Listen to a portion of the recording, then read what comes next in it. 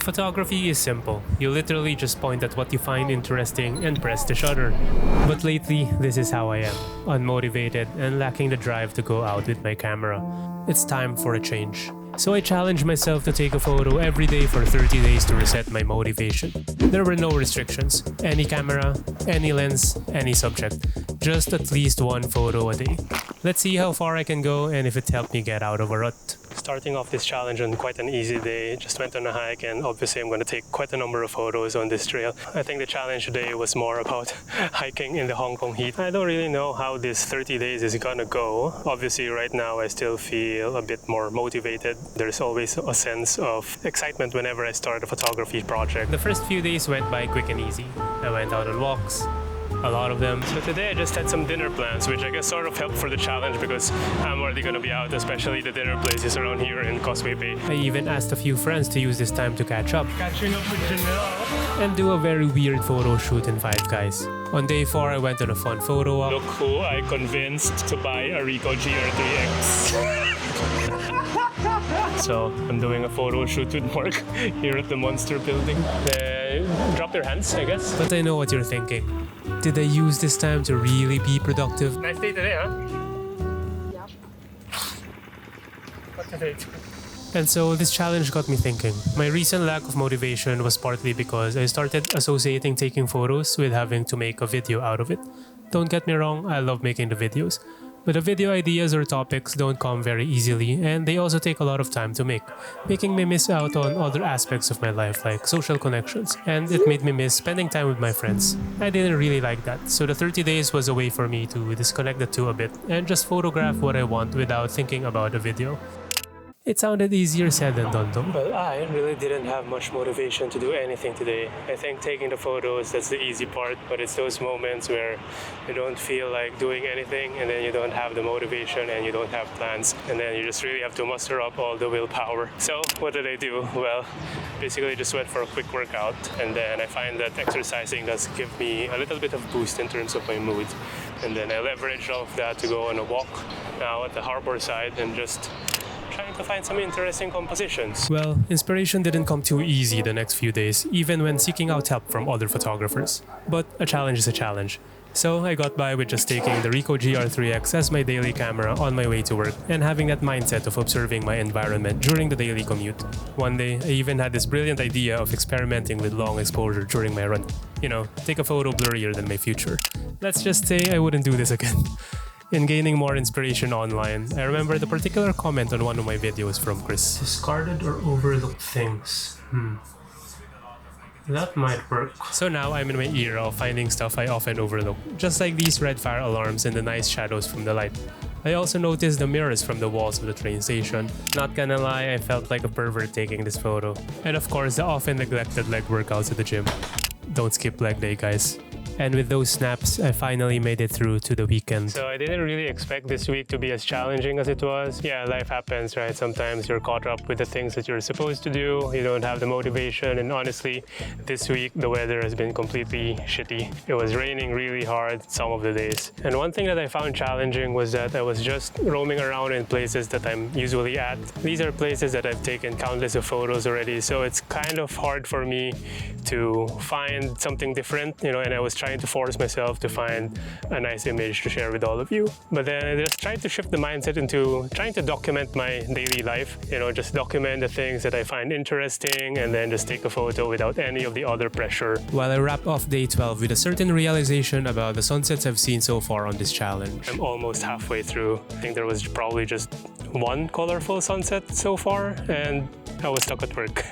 The next few days, I decided to double down on capturing my daily life. In my previous daily series, I received a comment on suggestions about what to do for a daily photography challenge, particularly on that point about photos that could tell a story about me.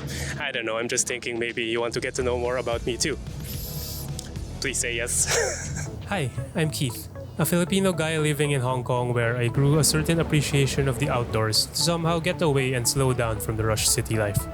While photography and YouTube have been my main personality these days, my life outside of it is very standard and as can be expected from a single bachelor living alone away from home.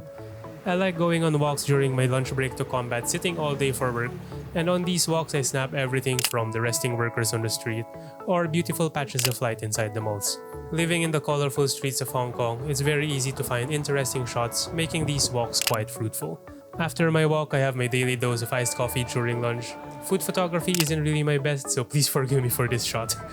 And then when I get off from work, I put in the time to catch up with my friends. On day 17, I meet up with a friend from Philippines to show him around the city. Showing around my friend Bex! Yeah! And lately, I've also been picking up bouldering as an alternative form of exercise. No one's probably gonna want to hold my hands now. Before heading home, I go to this particular grocery, where I usually visit my favorite aisle. And whenever I'm free, I sometimes go for a happy hour. But on day 18, I was feeling a bit low on energy. So my photo idea for today is to feed off the irony of me feeling down on a Friday night and instead take photos of the people in bars for happy hour. I know my daily routine isn't really the most exciting. If anything, this challenge just shows how limited my fashion sense is. Just plain t-shirts and shorts. But as an introvert, I prefer having my me time to explore new spots around the city or catch sunsets where I finally saw the most magnificent burning sky I've seen in recent months. It seems all I had to do was to complain about the sunsets earlier that week. But apparently that was because something was about to hit Hong Kong on day 20. Today is one of those rare occurrences when the streets of Hong Kong are very, very empty. It's a T10 right now, the strongest typhoon signal in the Hong Kong observatory scale. And obviously you shouldn't be going out when there's a strong typhoon, but I also need to eat my lunch. I don't have packed away food at home, so I still need to eat. But man, it's really, really strong. The wind's crazy. There's so much rubble on the street, and even just walking and holding the umbrella, it's hard to be stable. So the photo of the day, just trying to capture the eeriness of this typhoon and the empty streets of Hong Kong. Well, let's just say I didn't expect it to be that eventful. Entering the 4th week, I thought about how I could challenge myself a little bit more to make things interesting. So for the past couple of days, I've been trying to figure out how I can take photos within the confines of my home. Something different, something more challenging, because I've never really considered taking photos here because, well, I don't really live in the most aesthetically pleasing apartment. I live in a man cave. I mean, you can take a look at this. There is an empty plant pot because I killed my snake plant. Who kills snake plants? In the spirit of things that are neglected, I remembered something, and let me show you around because this is going to be very interesting. So a couple of years ago, someone dropped their lingerie onto my window. It's been there for the longest time, and I don't know if they were hinting about something, but if this video reaches you, reach out to me. For the remainder of the week, not gonna lie, this challenge is starting to feel like just a checkbox exercise. Taking a photo just for the sake of taking a photo. Not my proudest moments and shots, but I was literally just crawling my way through to reach the weekend and get this challenge over with. Throughout the week, I didn't even think about filming the B-rolls and just take the photos to get it over with. And so I ended up getting judged by this pigeon. And with that, I finally reached the final weekend of this challenge. Man, these 30 days was really tough, man. Really tough. I didn't expect for the 30 days to feel much longer than it did. But yeah, probably one of the harder photography challenges that I've done. But at least now I can finally say I don't have commitment issues anymore. What's interesting about the challenge isn't really the outcome or the final photos. Sure, you'll end up with more photos than you would have taken otherwise, but manage expectations that not everything will be good. The best part about doing something like this is being able to finish something that I committed to, finding ways to make photography fun again and disassociate it with expectations from social media, to try out different things and documenting my life. Looking back, my motivation was like a roller coaster ride. There were high points and great days, but a lot of it were spent with just normal, mundane things. Which isn't really a problem because at the end of it all, it's up to us to find the beauty in ordinary things too, right? There are plenty of things around us that are worth documenting beyond the aesthetic, epic photos.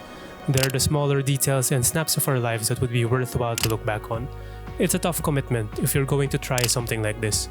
But to take one of my favorite quotes, it gets easier. Every day it gets a little easier. But you gotta do it every day. That's the hard part. But it does get easier. I did notice that as the days went on, it became increasingly easy to just take the camera out. I was finally forming the habit again, which was the goal. Alright, day 30 and we're finally almost at the end. I wouldn't say I'm emotional right now, but I am feeling quite accomplished. It was a long journey. But right now, I am currently at the airport because I will be going on a trip.